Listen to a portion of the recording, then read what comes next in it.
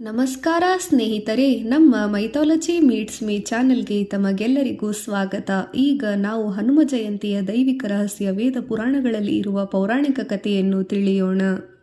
ಬಾಲ ಹನುಮನ ಬಾಲ್ಯ ಲೀಲೆಗಳು. ರಾಮಾಯಣದಲ್ಲಿ ವರ್ಣಿತ ಹನುಮನ ಯೋಗ, ಶಕ್ತಿ, ಭಕ್ತಿ, ಶೌರ್ಯದ ಕತೆ, ಸಾಂಸ್ಕೃತಿಕ ಪ್ರಭಾವ ಹಾಗೂ ನಮ್ಮ ಜೀವನಕ್ಕೆ ಹನುಮಂತ ದೇವರ ಆಶೀರ್ವಾದ ನೀಡುವ ಆಧ್ಯಾತ್ಮಿಕ ಬೆಳಕು ಎಲ್ಲೆಡೆ ಪ್ರಜ್ವಲಿತವಾಗಲಿ.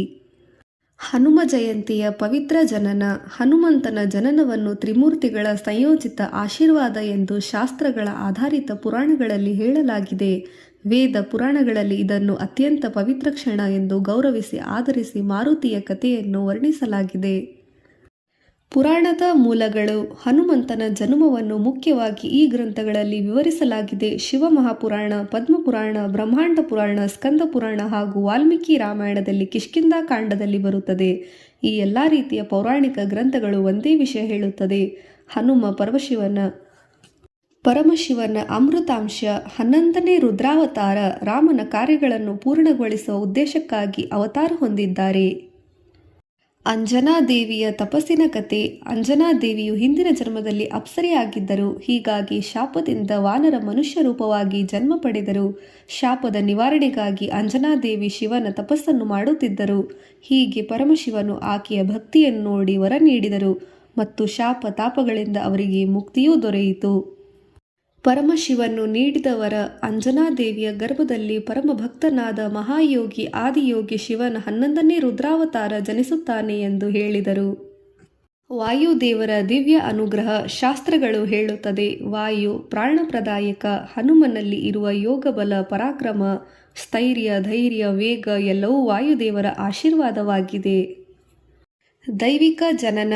ಅಂಜನಾದೇವಿ ಧ್ಯಾನಿಸುತ್ತಿದ್ದಾಗ ದಿವ್ಯ ಪ್ರಕಾಶಮಾನವಾದ ಕಿರಣಗಳಲ್ಲಿ ಆಕೆಯ ಗರ್ಭದಲ್ಲಿ ಸೇರಿಕೊಂಡಿತು. ವಾಯುದೇವ ಶಿವ, ಕೇಸರಿ ಮತ್ತು ಅಂಜನಾದೇವಿಯ ತಪಸ್ಸಿನ ಫಲವಾಗಿ ಇವೆರಡರ ಸಂಯೋಗದಿಂದ ಹನುಮನ ಅವತಾರವು ಸಂಭವಿಸಿದೆ. ಧರ್ಮ, ಶಾಂತಿ, ಕಲ್ಯಾಣ ಉಂಟುಮಾಡುವ ಪ್ರಪಂಚದಲ್ಲಿ ಭಕ್ತಿ, ಸೇವೆ, ದಯೆ, ಧೈರ್ಯ, ಶೌರ್ಯ, ಶುದ್ಧ, ನಿರ್ಮಲ ಹೃದಯದಲ್ಲಿ ಪ್ರತಿರೂಪಗೊಂಡು ದಿನ ಅದೇ ನಮ್ಮ ಅಚ್ಚುಮೆಚ್ಚಿನ ಹನುಮ ಜಯಂತಿಯಾಗಿದೆ. ಹನುಮಂತನ ಬಾಲ್ಯ. ಹನುಮಂತನ ಬಾಲ್ಯ ಪಾಠಗಳಲ್ಲಿ ತುಂಬಿದೆ. ವೇದ ಪುರಾಣಗಳು ಹೇಳುವ ಕೆಲವು ಪ್ರಸಿದ್ಧ ಘಟನೆಗಳು. ಸೂರ್ಯೋದಯದಲ್ಲಿ ಸೂರ್ಯ ಹಣ್ಣು ಎಂದು ಭಾವಿಸಿ ಹನುಮನು ಆಕಾಶಕ್ಕೆ ಧಾವಿಸಿ ಹೋದ ಘಟನೆ. ಒಮ್ಮೆ ಬಾಲ ಹನುಮನು ಆಕಾಶದಲ್ಲಿ ನೋಡುವಾಗ ಅಲ್ಲಿ ಹೊಳೆಯುತ್ತಿದ್ದ ಸೂರ್ಯನನ್ನು ಕಂಡನು. ಈ ಘಟನೆಯ ನಂತರ ದೇವತೆಗಳು ಅವರಿಗೆ ವರ ನೀಡಿದರು. ಅಜರಾಮರತ್ವ, ಅಪಾರ ಯೋಗಬಲ, ಬುದ್ಧಿ ಸಿದ್ಧಿದಾತ, ದೈಹಿಕ ಶಕ್ತಿ, ಜ್ಞಾನ, ದಿವ್ಯ ಎಂಬ ಹಲವು ವರಗಳನ್ನು ನೀಡಿದರು. ಮಾರುತಿಗೆ ಹನುಮ, ಮಾರುತಿ, ಆಂಜನೇಯ. ರಾಹು ಸೂರ್ಯ ಘಟನೆ. ಸೂರ್ಯನನ್ನು ಹಿಡಿಯಲು ಹೋದಾಗ ರಾಹು ಹನುಮನನ್ನು ಕಂಡು ಬೆಚ್ಚಿಬಿದ್ದ. ಇದು ಬ್ರಹ್ಮಾಂಡದಲ್ಲಿ ನಡೆಯುತ್ತಿದ್ದ ಗ್ರಹಣ ಯಾಗಕ್ಕೂ ಅಡ್ಡಿಯಾಗಿತ್ತು. ಇದರ ಪರಿಣಾಮವಾಗಿ ದೇವತೆಗಳು ಹನುಮನನ್ನು ಪೂರ್ಣ ಆಶೀರ್ವಾದಗಳನ್ನು ನೀಡಿ ತಡೆದರು. ಬಾಲ್ಯದಲ್ಲಿಯೇ ವೇದಗಳ ಜ್ಞಾನ. ಪುರಾಣಗಳಲ್ಲಿ ಹನುಮನನ್ನು ದೈವಿಕ ಪಂಡಿತ, ವ್ಯಾಕರಣ ಚಕ್ರವರ್ತಿ, ಯೋಗರತ್ನ, ಶೌರ್ಯರಾಜ, ಧೀರ ಬುದ್ಧಿ, ಪರಾಕ್ರಮ, ದೃಢ ಸಂಕಲ್ಪ ಎಂದು ಕರೆದಿದ್ದಾರೆ. ರಾಹು ಸೂರ್ಯ ಘಟನೆ. ಸೂರ್ಯನನ್ನು ಹಿಡಿಯಲು ಹೋದಾಗ ರಾಹು ಹನುಮನನ್ನು ಕಂಡು ಬೆಚ್ಚಿಬಿದ್ದ. ಇದು ಬ್ರಹ್ಮಾಂಡದಲ್ಲಿ. ರಾಮಾಯಣದಲ್ಲಿ ಹನುಮನ ಅಪ್ರತಿಮ ಪಾತ್ರ. ರಾಮಾಯಣದ ಎಲ್ಲ ರೀತಿಯ ಪಾತ್ರಗಳಲ್ಲಿ ಭಕ್ತಿ, ಸೇವೆ, ಧೈರ್ಯ, ಜ್ಞಾನ ಎಂಬ 4 ಮೌಲ್ಯಗಳನ್ನು ಒಂದೇ ಸಂಯೋಜಿತವಾಗಿ ನೋಡಬಹುದಾದ ಪಾತ್ರ. ಅದುವೇ ನಮ್ಮೆಲ್ಲರ ರಾಮಭಕ್ತ ಹನುಮ. ಶ್ರೀರಾಮ ಹನುಮನ ಮೊದಲ ಭೇಟಿಯ ಮಹತ್ವ. ರಾಮ ಲಕ್ಷ್ಮಣರು ಕಿಷ್ಕಿಂಧಾ ಬೆಟ್ಟದಲ್ಲಿರುವಾಗ ಹನುಮನ ಪ್ರಥಮ ಮಾತುಗಳಿಂದಲೇ ರಾಮನು ಮೊದಲ ಭೇಟಿಯಲ್ಲಿ ಹನುಮನನ್ನು ಗುರುತು ಹಿಡಿದಿದ್ದರು. ಹಾಗೆಯೇ ನೀತಿ, ಜ್ಞಾನ, ಸಂಸ್ಕಾರ, ಧರ್ಮಪ್ರಜ್ಞೆಯ ಮೂಲ ಎಂದು ಹನುಮನು. ಸೀತಾಮಾತೆಯ ಹುಡುಕಾಟದಲ್ಲಿ. ಹನುಮಂತನು ಅಂಗದ, ಜಾಂಬವಂತ ಇವರ ಗುಂಪಿನಲ್ಲಿ ಸೀತಾಮಾತೆಯನ್ನು ಹುಡುಕಲು ಪ್ರಮುಖರಾಗಿ ಹೋಗಿದ್ದರು.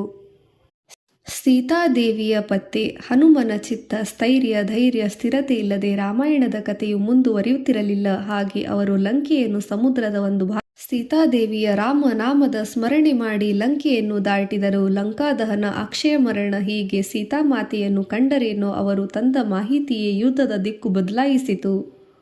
ಸೀತಾದೇವಿಯ ರಾಮನಾಮದ ಸ್ಮರಣೆ ಲಂಕೆಯ ದಹನ, ಅಧರ್ಮದ ನಾಶ. ರಾವಣ ಪ್ರಭುತ್ವಕ್ಕೆ ಗರ್ವ, ಅಹಂಕಾರ, ಅಜ್ಞಾನ, ಅಂಧಕಾರದಲ್ಲಿ ಅಧರ್ಮದ ನಾಶದ ಸಂಕೇತವಾಗಿ ಹನುಮನು ಅಗ್ನಿ ತೇಜಸ್ಸು ರೂಪವಾಗಿ ಲಂಕೆಯನ್ನು ಭಸ್ಮ ಮಾಡಿ ಧರ್ಮ ಪರವಾಗಿ ರಾವಣನಿಗೆ ಎಚ್ಚರಿಸಿದನು. ಲಂಕೆಯ ದಹನ, ಅಧರ್ಮದ ನಾಶ. ರಾವಣ ಪ್ರಭುತ್ವ ಸಂಜೀವಿನಿ ಪರ್ವತ ನಿಸ್ವಾರ್ಥ ಸೇವೆ. ಲಕ್ಷ್ಮಣನ ಪ್ರಾಣ ಉಳಿಸಲು ತನ್ನ ಜೀವನದ ವ್ಯಾಮೋಹವನ್ನು ತೊರೆದು ಜೀವ ಉಳಿಸಲು ಔಷಧಿಯನ್ನು ಗುರುತಿಸಲು ಸಾಧ್ಯವಾಗದೇ ಹೋದಾಗ ಸಮಯಕ್ಕೆ ತಲುಪಬೇಕಾದ ಪರಿಸ್ಥಿತಿಯಲ್ಲಿ ಸಂಪೂರ್ಣ ಸಂಜೀವಿನಿ ಬೆಟ್ಟವನ್ನೇ ಹೊತ್ತು ಹನುಮ ಜಯಂತಿಯ ದಿನಾಂಕಗಳ ವೈವಿಧ್ಯ. ಭಾರತದ ಬೇರೆ ಬೇರೆ ಪ್ರಾಂತ್ಯ ಪರಂಪರೆಗಳಲ್ಲಿ ಹನುಮ ಜಯಂತಿಯನ್ನು ಬೇರೆ ಬೇರೆ ದಿನಗಳಲ್ಲಿ ಆಚರಿಸುತ್ತಾರೆ. ಚೈತ್ರ ಪೂರ್ಣಿಮೆ ಉತ್ತರ ಭಾರತದಲ್ಲಿ, ಮಾರ್ಗಶಿರಶ ಅಮಾವಾಸ್ಯೆ ವೈಶಾಖ ಕೃಷ್ಣ ದಶಮಿ ಶ್ರೀ ವೈಷ್ಣವ ಪರಂಪರೆ, ಧನುರ್ಮಾಸ ಪೌರ್ಣಿಮೆ ಕೆಲವು ಮಠಗಳ ಪರಂಪರೆಯಾಗಿದೆ. ದಿನಾಂಕ ಬದಲಾದರೂ ಅರ್ಥದ ಮಹತ್ವ ಸಾರ ಒಂದೇ. ಹನುಮನ ಭಕ್ತಿ, ಧೈರ್ಯ, ಶೌರ್ಯ, ಪರಾಕ್ರಮಗಳ ಕಥೆಗಳು ಹಲವು. ನಿಷ್ಠೆ, ಸೇವೆ, ಧರ್ಮ ಇವೆಲ್ಲವುಗಳೆಲ್ಲದರ ಅರ್ಥ ಬದಲಾಗುವುದಿಲ್ಲ. ಹನುಮ ಜಯಂತಿಯ ಮರ್ಮವೇನೆಂದರೆ ನಮ್ಮೊಳಗಿನ ಧೈರ್ಯ, ಭಕ್ತಿ, ಸೇವಾಭಾವನೆ ಮನಸ್ಸನ್ನು ಶುದ್ಧಿ ಮಾಡಿಕೊಳ್ಳುವ ಮೂಲಕ ಹನುಮನಿಂದ ಕಲಿಯುವ ನೈತಿಕ ಮೌಲ್ಯಗಳು. ಭಕ್ತಿ ಮತ್ತು ಬಲ. ಪರಮಯೋಗ. ಭಕ್ತಿ ಇದ್ದರೂ ಸಾಲದು, ಬಲ ಇರಬೇಕು. ಬಲ ಮಾತ್ರ ಇದ್ದರೂ ಅಹಂಕಾರದ ಗರ್ವ ರಾವಣನಂತೆ ನಾಶಕ್ಕೆ ಕಾರಣವಾಗುತ್ತದೆ. ಹನುಮನ ಜೀವನವೇ ಈ ಸಮತೋಲನಂತೆಯ ಸ್ಥಿರವಾದ ಸಂಖ್ಯೆ. ನಿಸ್ವಾರ್ಥ ಸೇವೆಯ ಮಾದರಿ. ರಾಮನಿಗಾಗಿ ಮಾಡಿದ ಪ್ರತಿಯೊಂದು ಕಾರ್ಯವು ನಿಸ್ವಾರ್ಥ, ಸ್ವಾರ್ಥರಹಿತವಾಗಿ. ಸುಗ್ರೀವನಲ್ಲೋ ಸೇವೆ, ರಾಮ ಭಕ್ತಿಯಲ್ಲಿ ನಿಷ್ಠೆ. ನಿಸ್ವಾರ್ಥ ಸೇವೆಯ ಮಾದರಿ. ರಾಮನಿಗಾಗಿ ಮಾಡಿದ ಮಾನಸಿಕ ಬಲ.